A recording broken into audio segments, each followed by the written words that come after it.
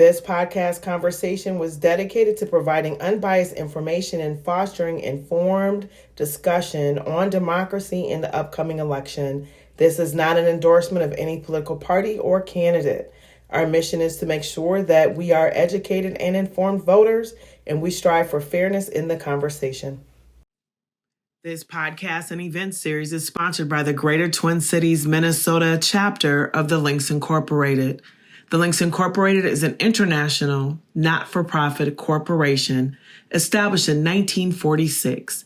It is one of the nation's oldest and largest volunteer service organizations committed to enriching, sustaining, and enduring the culture and economic survival of African Americans and other people of African ancestry.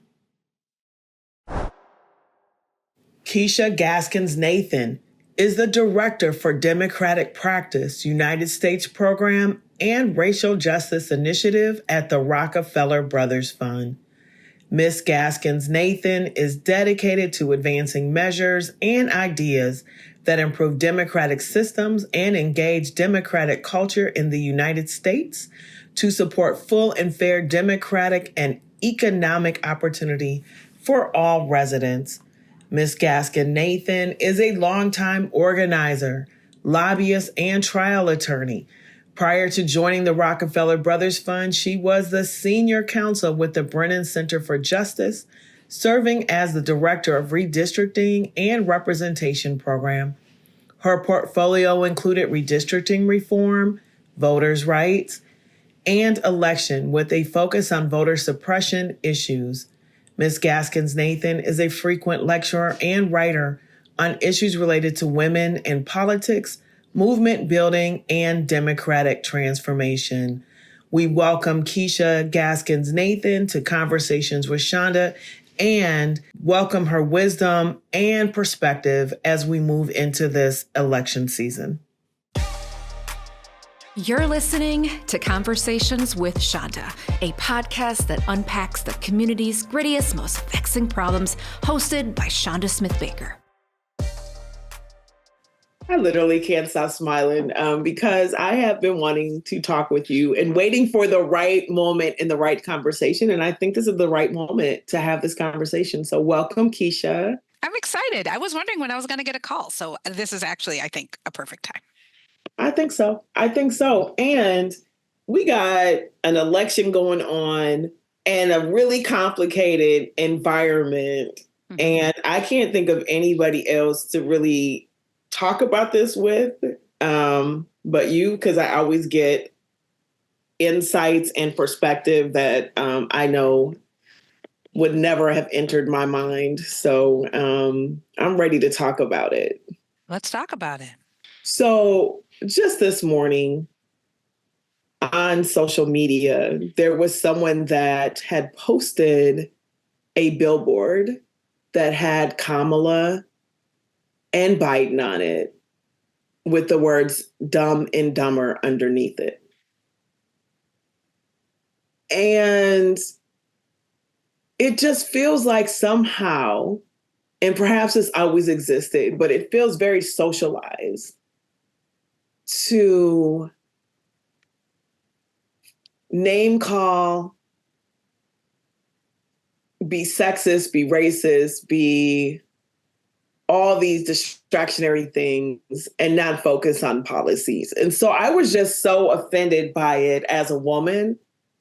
And it feels like she is just taking all these hits. So my first question to you is just about the dynamics of women candidates. And are we seeing something that is different in the way that Kamala is being attacked? Or is this go along with how identities and intersectionality has showed up in politics for a long time and I'm just more aware? I think, unfortunately, I think it's the latter. Having worked with and been around and led organizations whose whole goal is to get more women elected and appointed to political office. It's a thread that's been through a lot of the work I've done my entire political career. The fact is, this type of behavior is very, very typical. And whether it's coded language, right? Whether it's around motherhood or not motherhood, right? Lots of language. Can she really do it? She's got, and this woman with 4 kids, right? And the implication being very clear. And then now, of course, how could this woman without kids, right? All of these things, there's so much baggage around being a woman. There's so much baggage around race and the willingness to take these offensive tropes, and use them as if they're value neutral, use them as if that this is just like, this is a critique.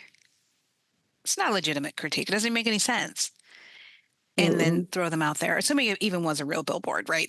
Which is its own problem with social media. Right. But I think when you talk about the tone that's being set, the willingness to leverage racism and misogyny against women of color, running for public office, seeking leadership, is not new.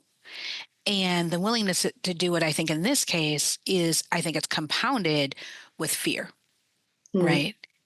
If you are a person who believes that this country should be run in a certain way, doing a certain thing, the very specter of a legitimate candidate being a Black woman is probably one of the most frightening things that has ever occurred in your lifetime. And when people are afraid, when people are frustrated, the kinds of behaviors they're willing to engage in, what they're willing to do, and the kinds of things that become, air quotes, reasonable to people really deeply change. In a context where it has always been reasonable to be unreasonable to female candidates. And I think we saw that, we saw that with Clinton, and the compounded intersectionality that that Vice President Harris, I say Kamala, like wear the clothes she doesn't call, that Vice President Harris is facing is unfortunately not a surprise. Okay, so the other thing that was quite disturbing was this conversation around, is she Black or is she not? I know you laugh. I mean, I think I'm not laughing like it's funny. Like I know why you're laughing, because it's crazy. Well, the question is sort of like, one, was it a real conversation? Or was it a set of talking points elevated by a particular political orientation, trying to undermine and delegitimize, right? That is one of the challenges about the space that we're in, that conversation is often created, right? So it certainly was a talking point, right? And we saw in the Trump interview with the Black journalists, right, that it became a talking point, right? We had some of the traditional media picking it up and carrying it forward. And I suspect we had a lot of bots and trolls carrying it forward on the internet. But the question I have is, for whom was it really a question? For the people who were raising it, trying to call into question her Blackness, right, is an attempt to create that othering within the community that is most likely to be her base, right? As whether it's with the Indian community or Black community, like it's intended to gin up that sort of othering thing, which is designed then to undermine. I don't know how much of it was a real conversation. I think that these questions of race are still so uber salient in this context, is really what it goes to show. Whether it was a real conversation, whether it was a pseudo conversation, the idea that calling into question her Blackness was, one, a legitimate tactic to do anything, and two, to suggest that somehow being less Black, like, I don't even understand what the criteria is. Like, there is to say, oh, she just turned Black. Was that before or after her first year at Howard? Was that before or after she pledged? I guess that before. It doesn't make any sense. And it didn't make any sense. And so I think the question of it becoming a real conversation, I question whether it really was a conversation or whether it was more propaganda. I've heard it in the neighborhood. I'm just saying, like, I've heard say it, right? So I don't don't want to delegitimize their point of view, Right. because I don't understand how it's being called to question when we have such huge political issues that we should be discussing, Right. that impact the neighborhood, that directly impact us. But for those folks that are saying, and this comes up a lot, well, what have you done for me lately? Oh. Right? Like in politics, right? How, for folks that are like, look, I need to understand how what's impacting me, my bottom line, my household, my employment, my children. Right. How should we be looking at this? Because I think it makes it easier to question, right? Or to poke at, or to, I don't even know. I can't even defend that. But it's sort of, it's if I'm hearing you correctly, there's this notion of the what have you done for me lately that any candidate would face. Yeah. And they're saying, and the reason why I can justify this in this case, because we didn't even know if she's really Black. I mean, is she for real Black? She clearly doesn't care about us. And then there's a lot of artificial stuff stacked on top of it, right? She unfairly jailed thousands and hundreds of people. Not true. Like, just simply untrue. I think the total number of her entire prosecutorial career of Black folks that she put away for relatively minor drug charges was 45. And legitimately she was a prosecutor, right? This is what the job was. There's a whole lot of folks who are really good at what they do, who firmly believe the way you make an impact is from the inside, is making a difference with key decision-making choices like prosecutors, like other spaces. And the fact that that was a space that she chose to try and be effective, I guess it was her choice, but I don't know that it calls into question her Blackness. I think there's the other question about what are the policies that have served Black communities while she's been vice president. Like, there's sort of the notion that says we're going to call into question her decisions and choices as a professional, as a person. There's that piece of it. Then there's the other side that says, what have you done? What are those policies? And I think one of the challenges is, I think the Biden-Harris administration actually did do a number of things. I think a lot of the fixes were largely technocratic and some were invisible. What's right? technocratic, Keesha? What does that mean? So what I mean is they made a lot of technical changes around the way administrations work and operate that made it very difficult for people on the ground to see that it was making a difference. But in fact, had it not happened, things could have gotten much worse. Whether it was the sheer number of executive orders that elevated issues of diversity, that elevated issues of access, that mandated that every government agency actually start aggregating and disaggregating data along race for every service they offered, for all these things that are happening. And that has the ability to both understand from internal analysis what's being done, but also through FOIA requests, if necessary, bringing the basis for lawsuits and other things to actually raise and elevate equity, and using all the levers we have and making that evidence public, making that evidence available, right? The fact is, it wasn't a question of necessarily some sweeping changes that everyone can see. They were operating in the context of something that actually we're all fully aware of, which is this Supreme Court.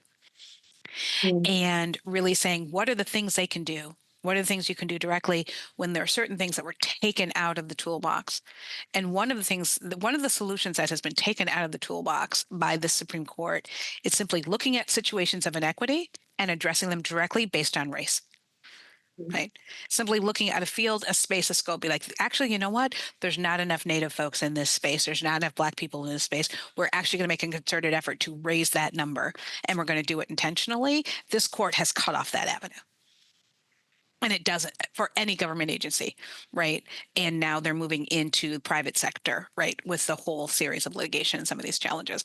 So in the context of where they're operating, the kinds of things that they did, there's no question that the Infrastructure Act that moved a ton of money, frankly, billions of dollars into communities. Every one of those dollars had to have an equity lens on it. You could not receive those dollars if there was an equity plan. And that is both for public and private actors that receive those dollars. And that is everywhere across the United States that those dollars showed up. And I understand from a community standpoint, talking about this employer had to put in an equity plan before they got dollars doesn't necessarily sound like something I necessarily understand when I'm paying for eggs. Right. This is not a one-to-one. What that is actually a structural and systemic intervention that says we are not that works with guarantees of non-repetition. The Mhm. patterns and practices of discrimination that were allowed to show up because there wasn't data, because there weren't mandates on who had to do what, because there wasn't a context for understanding of how people had to operate, those sorts of things become non-replicable when you make these kinds of demands that are attached to the largest funder of all resources to flow into community, and that is the federal government. And so I think that while I think there probably are spaces and places we can pull things out, many of the biggest things was some of the work that kept, 14 million people out of poverty post pandemic because of the changes that were made and the interventions that were made. It's hard to see who was kept from harm Yeah. while other people are suffering, right? You can see the suffering, and that is in it's devastating. And I'm not trying to minimize that pain. But we can say it would have been almost twice as many people under that condition had it not been for the interventions of this administration. So I think there's a lot of things that are out there, but when I say they're technocratic, they're somewhat invisible. They really are structural. They really are systemic. They're things that happen over time. Um, and I think many of I can't speak. We haven't seen a lot of policy proposals. We only saw her recent ones come out, but there are a lot that seem that she's ready to go further on contemporaneous things around things like no longer allowing corporations to do price gouging, no longer allowing the kinds of interventions that are really impacting people's day-to-day lives are really part of her campaign.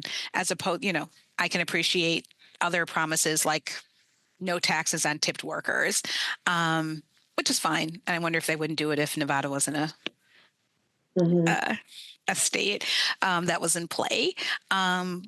But the fact is, she's talking about doing something really meaningful across household after household after household, while being told on the other side that they're socialist interventions, which is a little crazy when we're talking about the ability to feed your family.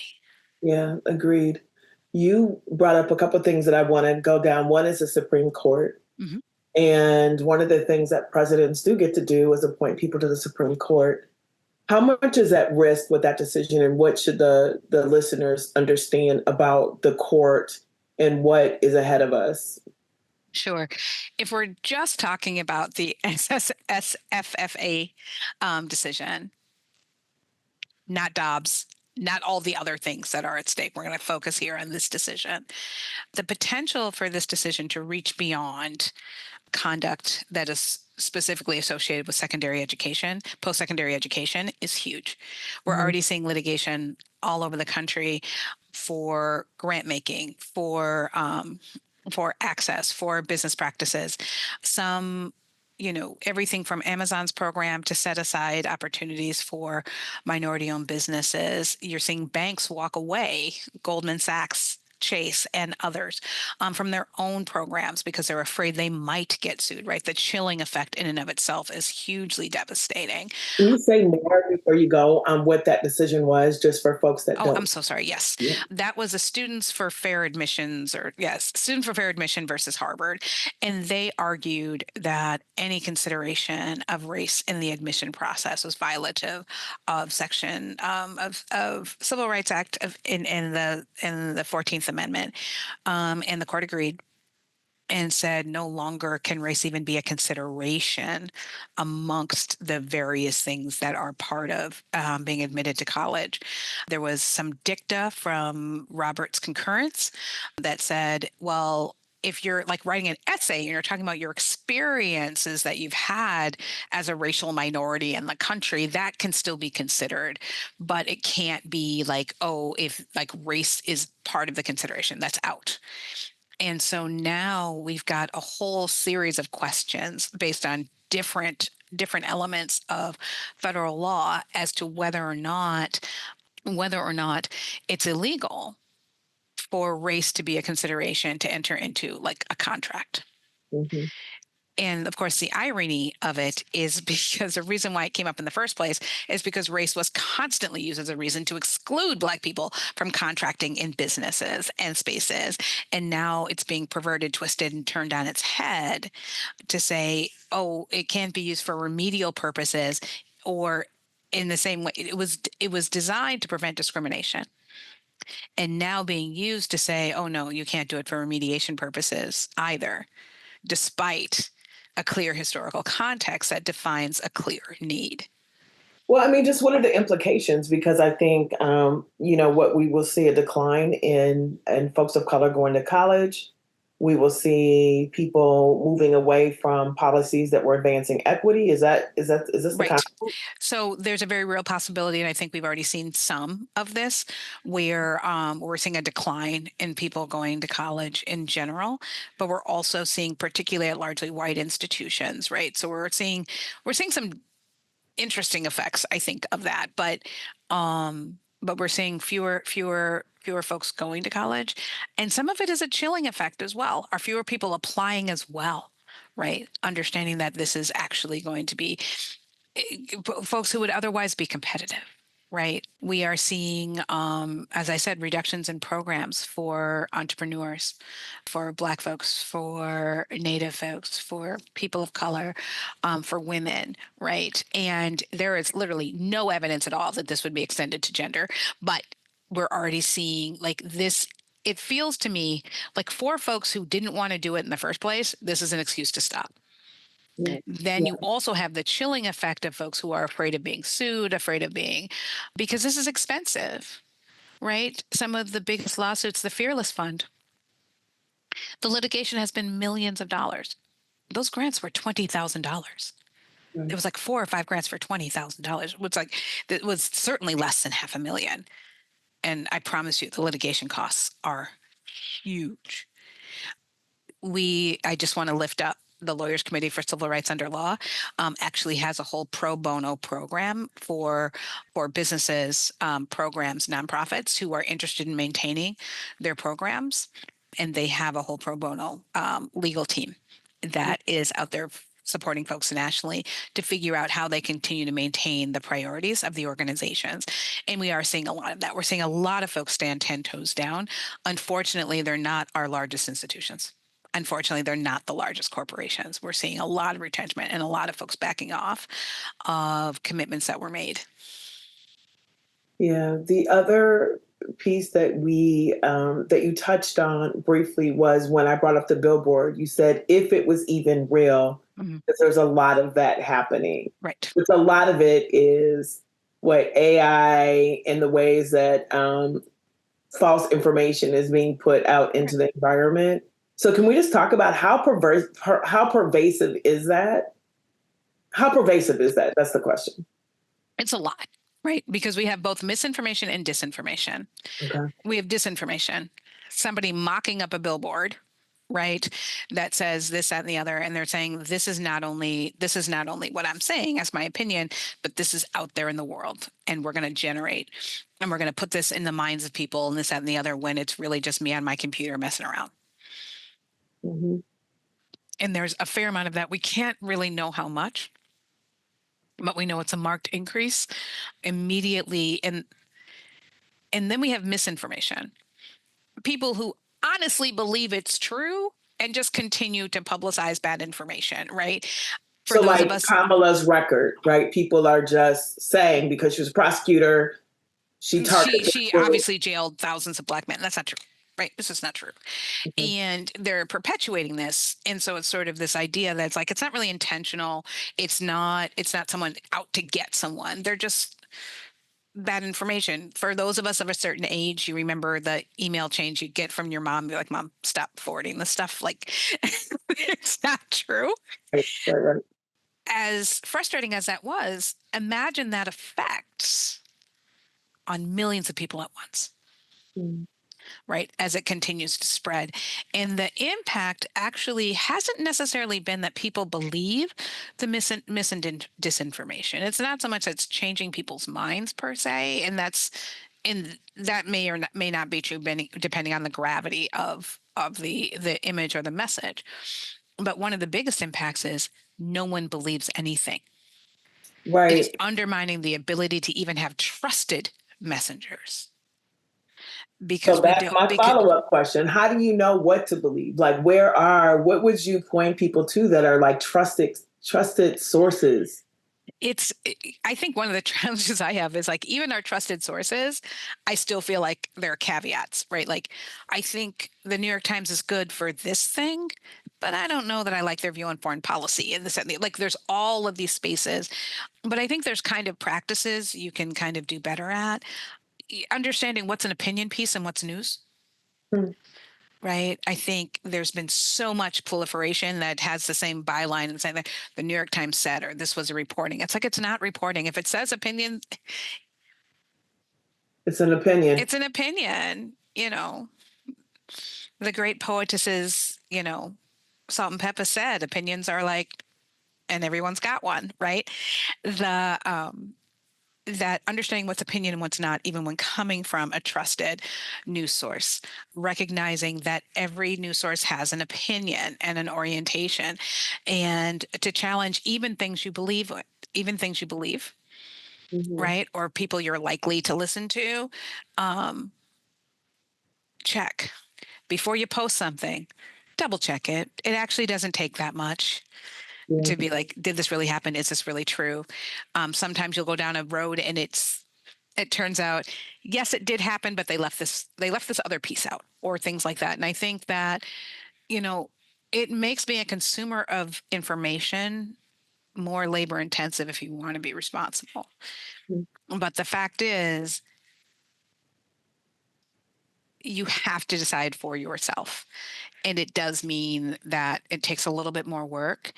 I think generally you can say if it came from a respected traditional news source, but those news sources have always had their problems, right? One of the beautiful things about the internet is it democratized journalism, right? It enabled really a whole proliferation of reporters and worldviews and viewpoints to come through. So we weren't just relying on three newsrooms run by old white guys who had a certain point of view that thought some things are important and other things not important. How do you sift through that? And so I don't want to tell people just return to those same three newsrooms, right? Because I Yeah. know Are that's there not the organizations? limit. Yeah. Are there organizations that you would point to? I think there's organizations that do certain things, right? The Marshall Project does amazing things, but they really focus on criminal justice. And I think their information around criminal justice is really quite good. Also, looking at multiple news sources, one of the things that I tend to look at is what's the angle on the same story? If I read from Al Jazeera English, BBC, and Wall Street Journal, New York Times. I'm not saying everyone's got to read everything all the time, but if there's something that's coming up, look at the global perspective, right? You'll oftentimes understand what it means coming from one side versus the other. And these are all and you can keep it literally to credible, accredited news sources that simply have a different worldview. And so I really encourage people to think about, do you always get your news sources from the same place? Right, Mm-hmm. particularly on things that are global or national. Local news is local news. It tends to have a formula. And that formula is oftentimes racist. That formula is oftentimes other things. So I think we have to be careful with local news consumption, but it's the same. I would say the same thing, right? Yeah. So If you find yourself agreeing with absolutely everything, yes, maybe you should that's a think problem. about how that works for you. That's a problem. Okay, It, let's talk about this election process. okay, I'm going to switch topics on you it's fine. because another thing that I keep seeing, and probably I need to stay off social media, but it's also really important to understand where folks are at. And this is just a process question. Kamala is not stealing an election, right? Like she progressed in a very legitimate way because people keep saying stuff like she wasn't voted for. Like, what was the process? So he decided, he, as in the president, withdrew from the race. Now, this is Indeed. not unusual. This is just unusual at that level, right? Because Right. people down ballot do this all the time. All the time. People decide for a whole set of reasons. And there's And a one of them, process in place. just like So, him, yeah. I don't have the support to win. And it's not a good use of resources for me to continue. Period. I'll stop. So then she enters into the race, and the process for her to be nominated as the candidate is what? Let's just do the fact of the process. Well, first, let's be clear. The party decides its own nomination process. So when that seat became vacated, the Democratic National Committee determined that they would take a poll of the delegates digitally and determine we have to replace this nominee because they had no candidate. They had no candidate. 100 days out from a presidential election, a party is going to choose the most expeditious process to identify a candidate. And part of that is that the dollars that he had raised would not have transferred to any other candidate, per my No, understanding. no, I don't think legally it could have been possible. They could have put it into an independent expenditure or done something else. But in terms of a campaign being able to take over those resources and hit the ground running and continue to move forward, Mhm. there was no other candidate because she was the only one on the original ticket. And then the DNC is this week. So what happens during that process related to the election? So the DNC will take another. I mean, she's a presumptive nominee. They're going to take another floor vote. She will become the nominee, presumably, unless something wildly changes. And while this cycle has taught me to never say never, it does seem unlikely that anybody else could come out of the convention. And who gets to vote on a floor vote? The delegates to the convention.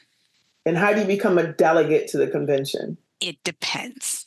Okay. The delegate to the convention, however, were voted upon.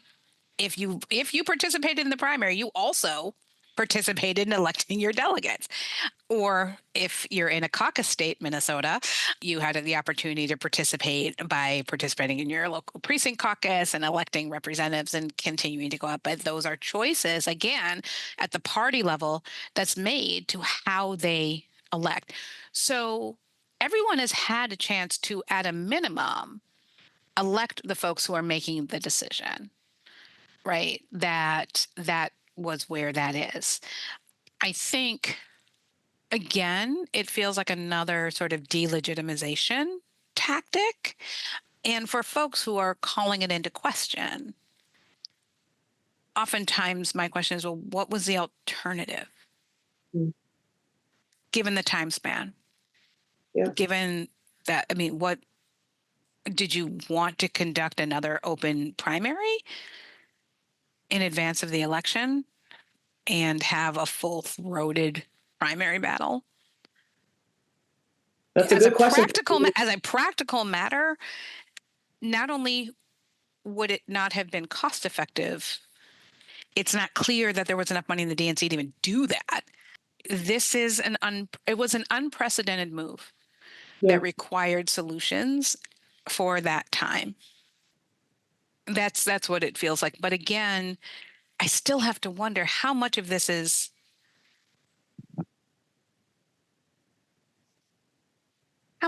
people kind of just saying stuff. I don't know. Right? It's hard to say.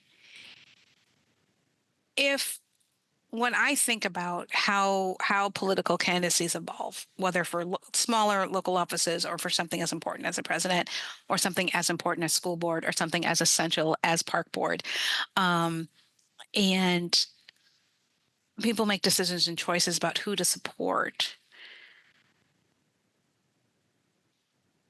Is this truly a denial of opportunity? I don't know. I don't know either. But I have to wonder, um, is it real? Is it real? Well, let's talk about what feels unreal to me, right? Mm-hmm. And I know that, we're just discussing democracy here, but in my mind, if you have multiple felonies, at some point you would have served time. Mm-hmm. And for sure, it would preclude you for being the president because there are positions we know that are entry level that many would not be able to get employment, and that in fact has been proven and is the case in daily experience of many people in our communities. And so on that end, right, the GOP candidate is who it is, but why isn't he disqualified because Why of... is he not summarily disqualified with 34 felonies when I couldn't get a job at McDonald's if I had 34 Okay, that's the felonies? question, Right? Keisha. Tell me If I had why. been convicted of 34 felonies and I could not get a job, I could not get a job in most entry level positions. I could not get a house in public housing. I You could couldn't even not be have housed in one of access. his properties, right? Right. How is he still eligible to be president? Yeah. Well, because a lot of these things are a function, an operation of discriminatory practice that are put in place to actually erect barriers across a whole set of systems. It has never been put in place for the office of the president because I don't think it was ever really contemplated, to your point, that a presidential candidate could make it through the social screens, the political screens, and still be in a position like that and still make it into that role. He still meets the technical criteria because nothing he's been convicted of is actually a crime against the country, right? It's not treason. It's not, and so he remains eligible. And I suspect that the notion of being a convicted felon has been so effective in keeping people of color or people out of access and avenues to power that it really didn't occur to anybody that we actually had to put into practice and into law that any felony conviction would keep you out. And this is not, again, not as unusual as we'd like it to be, right? Um, you automatically lose your license to practice law, for example, if you steal money, if you embezzle, because we're very concerned about that with practice. Not though if you kill somebody. There are people who are still practicing law who have unfortunately had DUIs, and other things where people have died, people have been differently, and they're still able to practice. Because when you get to certain positions, licensures, shapes, and places, the way the law operates to exclude people doesn't operate the same as it does in other places where most of us are used to operating, where most of us understand how these things are used. Hmm. It is not an equal treatment of the law. It is not, and it is fundamentally unfair. Um, but there does come points in our system where we have chosen to not use the levers of exclusion in the same way. Once we get to a point where decisions are being made, and access is being given Mhm. by smaller and smaller groups of people. The Trump campaign seems to be targeting women. Mhm. Um, who is that messaging for, do you think? I think it's to once again to destabilize, right? That who is going to ensure the comfort and safety of our future as women? That's a question that people should be reflecting on in this election. Yeah. And so I think what they're trying to call into question is that Vice President Harris is not the type of woman that looks out and protects the things that women typically care about. Mm. It's absurd as a notion. But these are, I think the frustration is these are deeply racist and misogynist campaign tactics that are done under this bizarre veil that then cause reasonable people such as you and I to sit there and say, well, why this or why that? Or is this right? Or is this the kind of thing we should be doing? When every bone in our body says, common sense says, this is just a racist attack. Yeah. And this is just designed to people to play, regardless of the race of the receiver of the message, to play on fears, messages, to conjure up ideas. And, I think one of my colleagues called me up after it became apparent that Vice President Harris was going to get the nod, and she runs a very successful organization training women for political office. And she's been doing it for years. She's amazing. And she's like, what do I do? And she's white. And I said, you have one job. Call out racism wherever you see it. Everywhere, every time. It will not be heard coming the same from women of color. It will not be heard the same coming from Black women. It won't be received. But you have spent your entire life fighting to see a woman in the White House. Your job now is to call out the racism and sexism every time you see it. And I'm telling you, not only are you going to see it, you'll see it before I will. Mm. Right? Say what, Keesha? Well, because we're not in the rooms, right? When people are really doing racist stuff and talking about these things, we're not there because they don't talk about it in front of us. So we don't hear it. We simply won't. We won't hear it. We won't see it. When it's blatant, when it's overt. But when someone starts down this racist path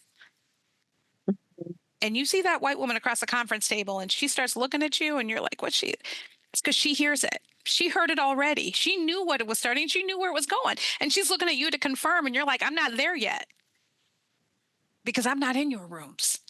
I'm not in your spaces. I'm not in your boardrooms. I'm not in your meetings. I'm not in your country clubs. I'm not in your book clubs. I'm not in those spaces, but you are.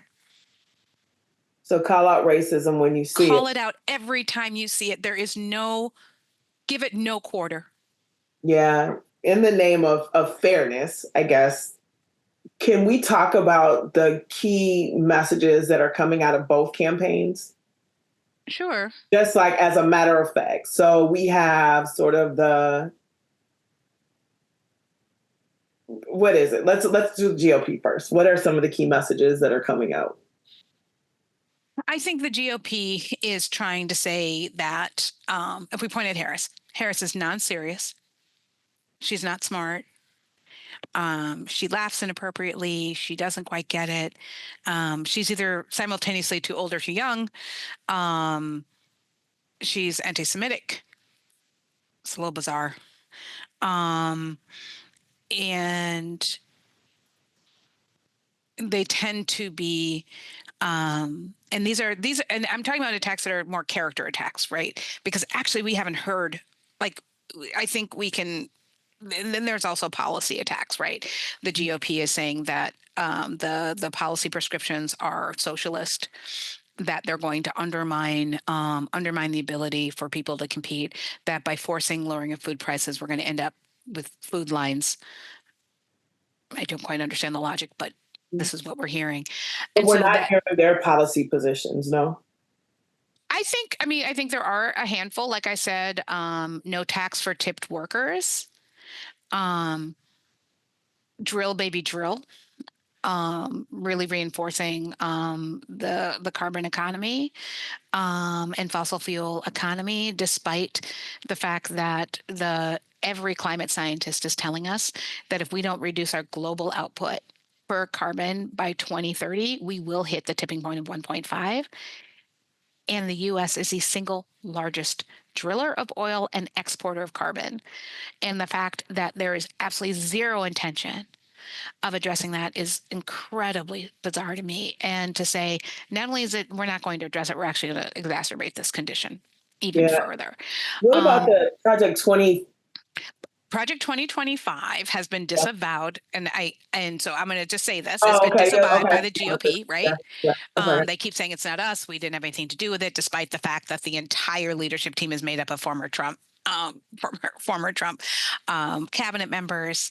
And even if people haven't read it, it's, I mean, understandable. It's 900 pages long. The executive summary, though, is about 40, Okay. and it's worth reading to really understand the kinds of things that they're trying to do. And, there's some of the really insidious social issues around queer folks, around undermining access, codifying and eliminating access to reproductive choice up and down, from local all the way to federal, and making it, and just making it impossible to access healthcare. But then there's also a lot of governance things, right? Turning hundreds of career positions in government into political appointments, Mm. emptying out and hollowing out organizations, getting rid of the Department of Education. Where do people think student loans come from? Right? Like every possible way of setting up a government structure that provides the infrastructure for a country to function is largely dismantled. Mhm. And if anyone thinks that you can make up the difference by an hourly wage, you're wrong. You cannot make enough money individually to create the kinds of equity and opportunity that are created when you have safe streets, good schools, access to resources, clean air, clean water. We can't do this individually, and there's no amount of money you can make to actually acquire that. Yeah, but for folks that say we don't have those things now, so what are we talking about? We don't have perfect things now. Mhm. But if indeed the Department of Education goes away and we are fully dependent upon local taxes for any sort of level of education at the school level, let's not forget that it was only a fate of an election that secured the right of education in the state of Michigan. Right? There was a lawsuit moving through the state of Michigan that said the ability to read is not included in the right of education. And if Governor Snyder had been reelected, that would have become law. Because Whitmer was elected, they settled that lawsuit and they made sure that the ability to read is a fundamental part of education.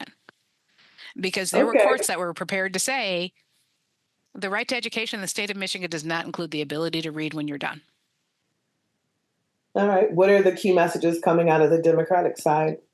So the Democrats are saying, look, there are systemic challenges that we have to fight, right? So they're looking at, I think I've mentioned because this is the one that keeps sticking with me, is preventing corporations from gouging, particularly on food and gas prices, which is incredibly important. Mhm. And the ability to intervene and not allow, and not allow these things to run away. Right. I think that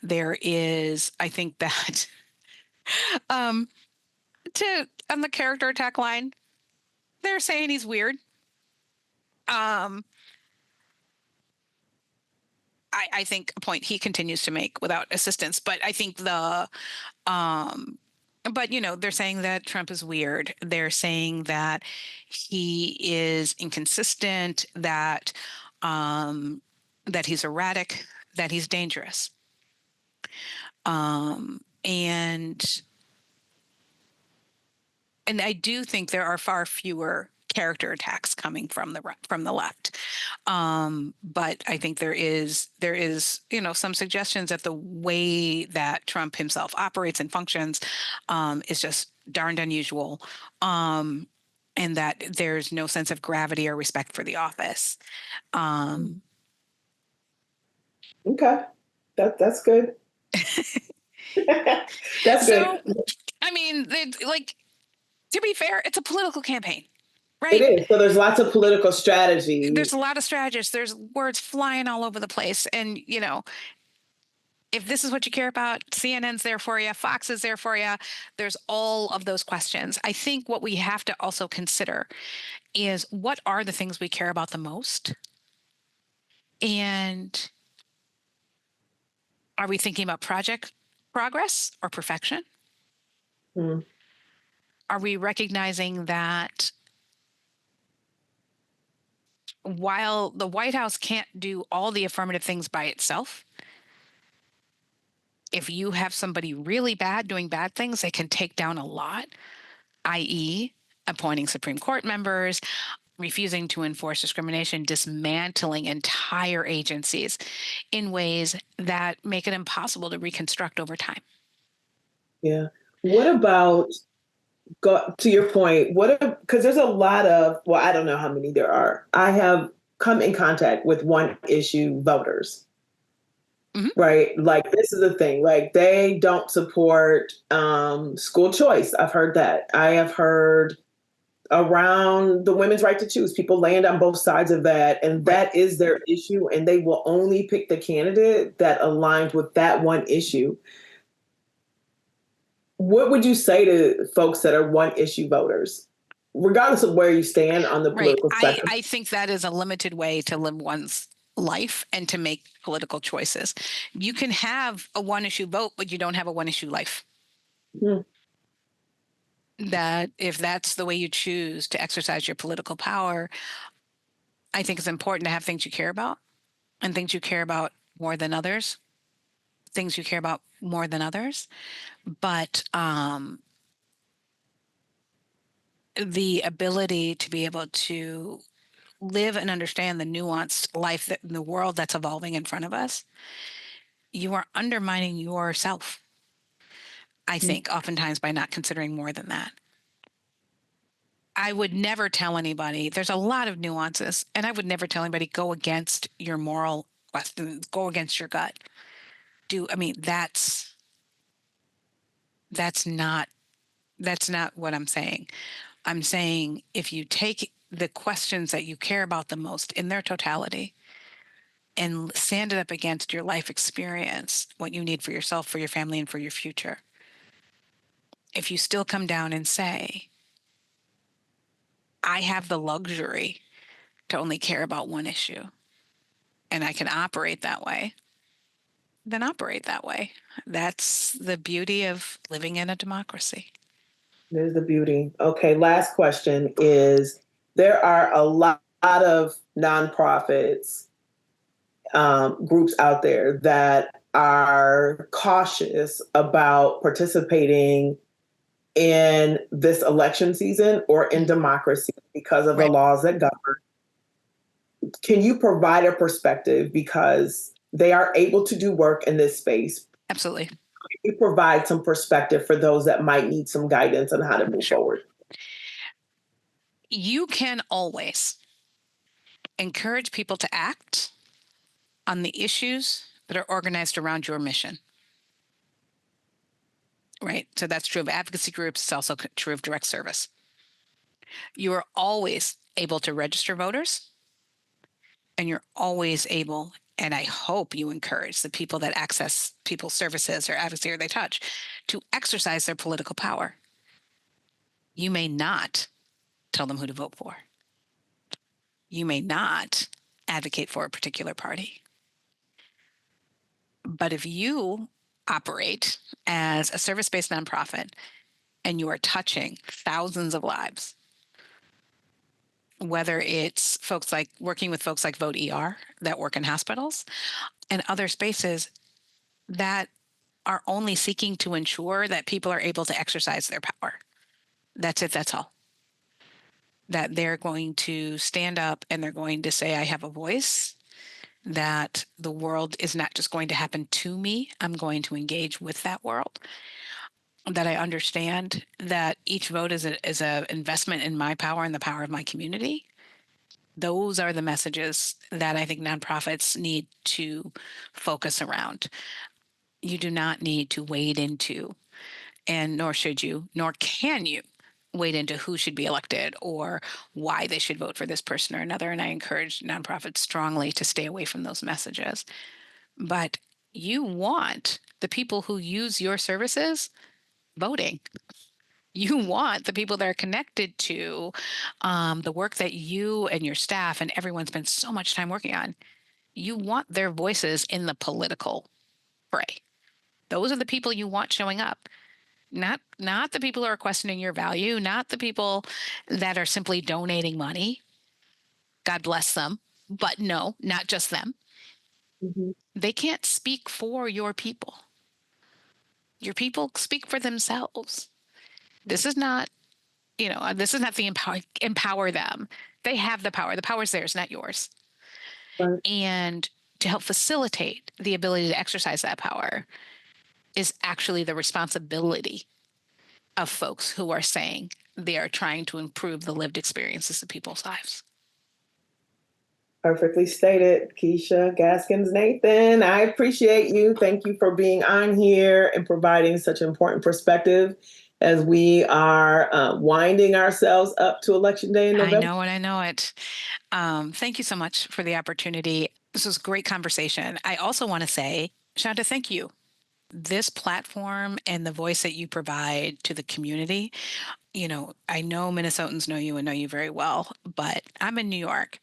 And when I talk about conversations with Chanda, or I talk about the ability to do that, people, the platform you give, and how many times I'm like, hey, listen to this podcast, check this out, for the people you care about the most, and the work that you're engaging to and through is incredibly important. And I just want to say thank you for the work that you do. And we see you and appreciate you. Thank you.